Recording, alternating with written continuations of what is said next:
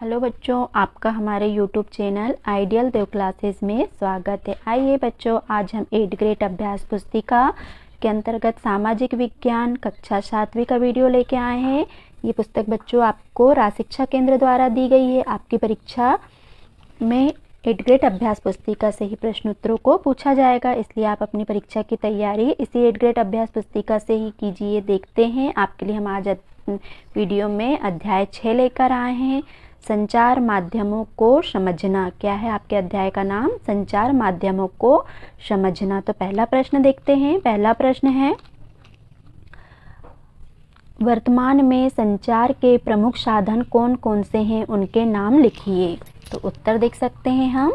उत्तर है, वर्तमान में संचार के प्रमुख साधन रेडियो, टीवी, इंटरनेट, अखबार, टेलीफोन, कंप्यूटर आदि। क्या है?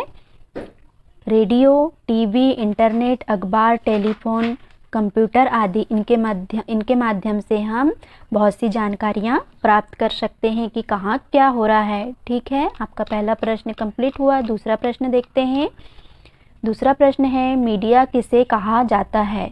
मीडिया किसे कहा जाता है? तो उत्तर देख सकते हैं बच्चों, रेडियो, टीवी, अखबार, इंटरनेट और संचार के अन्य साधनों के लिए प्रयोग में लाया जाने वाला शब्द मीडिया कहलाता है। यहाँ आपका प्रश्न क्रमांक दूसरा कंप्लीट हुआ। प्रश्न क्रमांक देख सकते हैं तीसरा, जनसंचार के साधनों से हमारे जीवन में क्या परिवर्तन आए हैं? तो उत्तर देख सकते हैं। अगर आपको और अधिक जानना है, अच्छे से समझना है, लिखना है, तो आप अपनी सामाजिक विज्ञान की पुस्तक के पृष्ठ 71 में इसका उत्तर खोजकर लिख सकते हैं। देखते हैं उत्तर। हमारे रोजमर्रा के जीवन में जन संचार के साधनों की बहुत अहम भूमिका हो गई है। हमारे रोजमर्रा के जीवन में जन संचार के साधनों की अहम भूमिका हो गई है। उनके बिना हम आज आधुनिक जीवन की कल्पना भी नहीं कर सकते। वे हमारे लिए न सिर्फ सूचना के माध्यम हैं, बल्कि वे हमें जागरूक में अग्रणी भूमिका निभा रहे हैं। वह हमें जागरूक करने में अग्रणी भूमिका निभा रहे हैं। ठीक है बच्चों, तीसरा प्रश्न कंप्लीट हुआ। चौथा प्रश्न देखते हैं। चौथा प्रश्न है, जनसंचार माध्यमों से धन किस प्रकार कमाया जाता है? क्या है प्रश्न? जनसंचार माध्यमों से धन किस प्रकार कमाया जाता है? तो उत्तर लिख सकते हैं हम। जनसंचार माध्यमों से विभिन्न वस्तुओं का विज्ञापन दिखाकर धन कमाया जाता है, जैसे कारें, चॉकलेट, कपड़े, मोबाइल फोन आदि। जनसंचार धन कमाने का एक माध्यम है। ये क्या है? धन कमाने का एक माध्यम है। ठीक है बच्चों, प्रश्न क्रमांक चौथा कंप्लीट हुआ। प्रश्न क्रमांक पांचवा देखते हैं। प्रश्न क्रमांक पांचवा है, लोकतंत्र में संचार माध्यम किस प्रकार महत्वपूर्ण भूमिका निभाते हैं? क्या पूछ रहा है प्रश्न आपसे?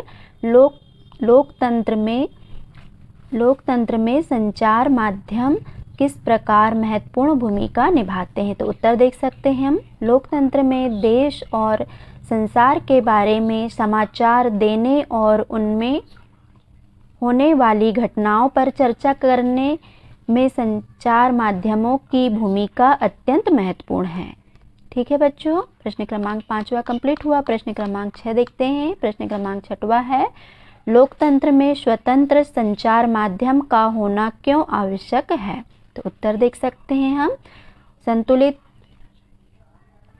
रिपोर्ट लिख पाना संचार माध्यमों के स्वतंत्र होने पर निर्भर करता है। स्वतंत्र संचार माध्यमों से तात्पर्य यह है कि उनके द्वारा दिए जाने वाले समाचारों को कोई भी नियंत्रित या प्रभावित ना करे। ठीक है, प्रश्न क्रमांक 6वां कंप्लीट हुआ। देखते हैं प्रश्न क्रमांक 7वां। प्रश्न क्रमांक 7वां है, दूरदर्शन पर दिखाए जाने वाले कार्यक्रम हमारे जीवन को किस प्रकार प्रभावित करते हैं?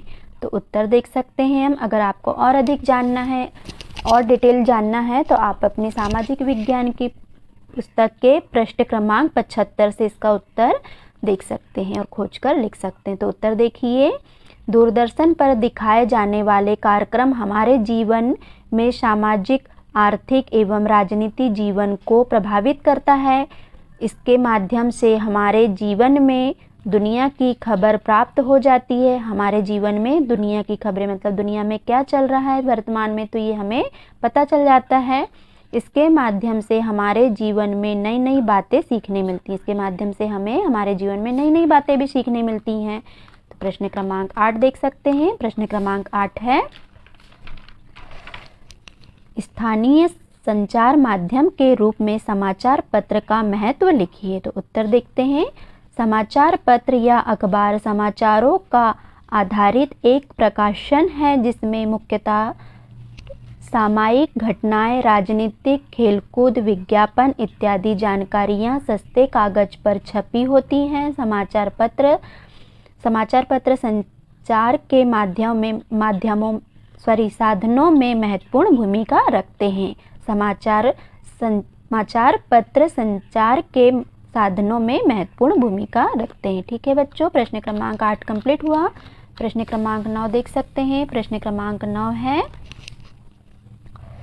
मास मीडिया से क्या है? मास मीडिया से क्या आशय है? मास मीडिया के 3 साधनों के नाम लिखिए। तो उत्तर देखिए, टीवी, रेडियो और अखबार। क्या है ये 3?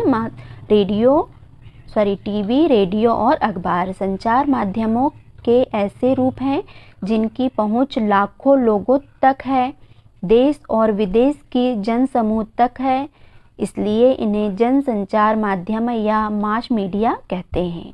ठीक है बच्चों, उम्मीद है कि आपको ये प्रश्न समझ आया होगा। प्रश्न क्रमांक 10 देखते हैं जो आपके अध्याय का आखिरी प्रश्न है।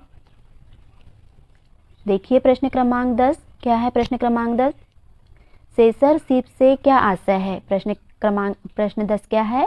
सेसरशिप से क्या आशय है? तो उत्तर देखिए, जब सरकार समाचार के किसी अंश, फिल्म के किसी दृश्य या गीत की किसी अभिव्यक्ति को जन समुदाय तक पहुंचाने से प्रतिबंधित करती है तो इसे सेंसरशिप कहा जाता है। क्या कहा जाता है? इसे सेंसरशिप कहा जाता है। ठीक है बच्चों, यहाँ आपका ये अध्याय कंप्लीट होता है। अगर आपको हमारा वीडियो पसंद आया हो तो प्लीज़ इसे लाइक कीजिए, शेयर कीजिए और सब्सक्राइब करना ना भूलिए। मिलते हैं अगले वीडियो में।